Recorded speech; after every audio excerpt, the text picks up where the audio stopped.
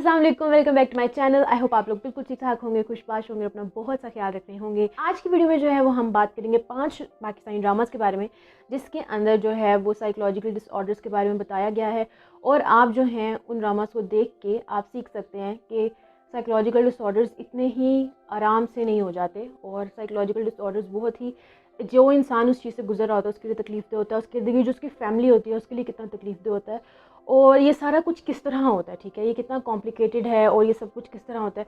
तो आप कुछ नो हाउ अपनी डेवलप कर सकते हैं इन ड्रामास को देख। सबसे पहले जो है वो हम ड्रामा जिसकी बात करेंगे वो है आखिरी स्टेशन। और आखिरी स्टेशन जो है वो बहुत एक मिनी सीरीज़ है, जिसके अंदर मैं आपको सीधा उसी एपिसोड के बारे में बताऊंगी जो है उनकी लास्ट एपिसोड नंबर 7, जिसके अंदर जो है वो उन्होंने एक औरत दिखाई है जो डिप्रेशन का शिकार है। और फिर उन्होंने दिखाया है कि क्यों वो डिप्रेशन का शिकार हुई और किस तरह उसने ओवरकम किया, और वो सब कुछ क्या सारा जो था वो सिनेरियो चला। तो वो बहुत हेल्पफुल है। आई होप कि आप लोग उसको जाके देखेंगे और आपको अंडरस्टैंडिंग पैदा होगी कि अच्छा डिप्रेशन इस तरह का भी होता है। तो चलते हैं हम अपने सेकंड ड्रामा की। और सेकंड ड्रामा है इश्क ज़हे नसीब। इसके अंदर जो है वो अपनी तरफ से उन्होंने DID डिसोसिएटिव आइडेंटिटी डिसऑर्डर के बारे में बताया है, जिसको लोग हरफ़े आम में स्प्लिट पर्सनैलिटी भी कहते हैं, जो कि गलत चीज़ है लेकिन कहते हैं। तो मल्टीपल पर्सनैलिटी डिसऑर्डर भी लोग इसको कहते हैं। तो इसमें दिखाया गया है कि किस तरह वो जो है एक बंदा उसकी स्प्लिट पर्सनैलिटी या मल्टीपल पर्सनैलिटी डिसऑर्डर का वो शिकार होता है, और वो बचपन के उसके क्या सर्कमस्टांसेस होते हैं और फिर आगे क्या होता है। खैर उन्होंने जो एंड था वो तो उन्होंने दिखाया कि नहीं, वो अजीब एंड था, मतलब कि आपके डिसऑर्डर्स इस तरह ट्रीट नहीं हो जाते, इस तरह के डिसऑर्डर्स इतनी जल्दी इतने आराम से ट्रीट नहीं हो जाते। खैर आप इस ड्रामे को देख के जो है वो नो हाउ पा सकते हैं कि भाई किस तरह डिसोसिएटिव आइडेंटिटी डिसऑर्डर कितना कॉम्प्लिकेटेड है और किस तरह होता है, किस तरह मतलब कि एक पर्सपेक्टिव आप उस पर ले सकते हैं, अंडरस्टैंडिंग आप उस पर ले सकते हैं। नेक्स्ट ड्रामा है जिसके बारे में हम बात करेंगे वो है ये दिल मेरा। इसके अंदर इन्होंने 2 लोग दिखाए हैं जो PTSD का शिकार हैं, यानी कि पोस्ट ट्रॉमेटिक स्ट्रेस डिसऑर्डर का शिकार हैं।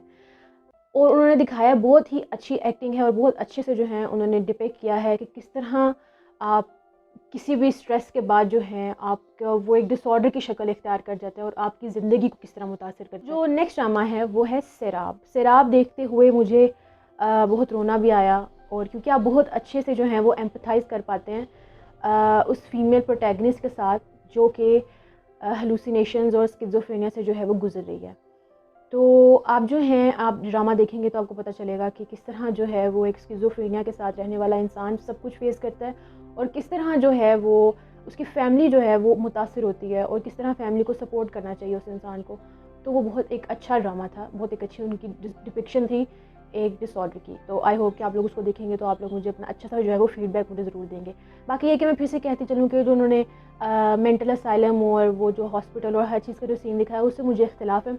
बाकी ये है कि हाँ, डिसऑर्डर को डिपिक्ट करने में उन्होंने काफ़ी हद तक जो है वो कामयाबी पाई है। लास्ट ड्रामा है जिसके बारे में हम बात करेंगे वो है सबात में ऐसा मैं ये तो नहीं कहूँगी कि उसको जो बंदी थी उसको नार्सिसिस्टिक पर्सनालिटी डिसऑर्डर था, बट उसके अंदर सिम्टम्स ज़रूर मौजूद थे।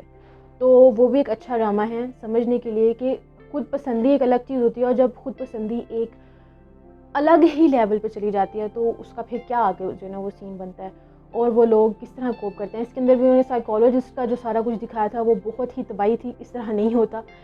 बाकी ये है कि जिस तरह उन्होंने एंड पे दिखाया कि वो एकदम से ठीक हो गई बंदी। स्पेशली पर्सनैलिटी डिसऑर्डर्स में ऐसा नहीं होता कि आप रात को सोएं और सुबह उठें तो आप बिल्कुल ठीक ठाक हो गए हो। डिसऑर्डर्स इतने आराम से जो है वो हल नहीं हो जाते, जो इतनी लेवल तक चले जाते हैं वो इतने आराम से हल नहीं होते, ठीक है। आपको वक्त लगता है, आपको मेहनत लगती है, तब कहीं जाके जो है वो आपको रिजल्ट्स नज़र आना शुरू होते हैं। और जैसा कि इन सब ड्रामाज में दिखाते हैं कि भाई ये जो आप साइकोलॉजिस्ट के पास या साइकियाट्रिस्ट के पास जाते हैं वो आपसे बातें करते हैं, वो आपसे बातें नहीं करते, ठीक है। आप तब तक अपनी थेरेपी, आप अगर जा रहे हैं, आपके घर में से कोई जा रहा है, उसको तब तक अपनी थेरेपी में से कोई फ्रूटफुल रिजल्ट नहीं मिलेगा जब तक कि वो मेहनत नहीं करता अपने ऊपर, ठीक है। अब साइकोलॉजिस्ट उसको कहते हैं कि आपने ये काम करने हैं और उसको वो करने पड़ते हैं, ठीक है। दुनिया की कोई चीज़ नहीं है जो आपको मुफ्त में आराम से पड़े, सुस्ती में मिल जाए। आपको हमेशा मेहनत करनी पड़ेगी, हमेशा स्ट्राइव करना पड़ेगा उसको हासिल करने के लिए। तो साइकोलॉजिकल डिसऑर्डर्स के बारे में भी यही आता है, सिर्फ बातें करने से डिसऑर्डर्स हल नहीं हो जाते, आपको मेहनत करनी पड़ती है, आपको काम करना पड़ता है अपने साइकोलॉजिस्ट के साथ मिलकर, फिर कहीं जाके आप अपने अंदर बेहतरी देखना शुरू होते हैं। तो ये सिर्फ बातें करना नहीं होता, आपने काम करना होता है, आपको प्रॉपर होमवर्क मिलता है, ठीक है। और आपने वो करना होता है और फिर आहिस्ता आहिस्ता आप जो हैं वो देखते हैं कि आपके अंदर बहुत अच्छा चेंज जो है वो आ रहा है। वो 5 ड्रामास जो मुझे लगा कि आप देख के उससे कुछ जो है वो लर्न कर सकते हैं। बाकी ये है कि आप भी मुझे बताइएगा कि आपका क्या फ़ीडबैक है इन ड्रामास के बारे में। तो इंशाल्लाह मिलेंगे हम नेक्स्ट वीडियो में। अपना बहुत सा ख्याल रखिएगा। अल्लाह हाफ़िज़।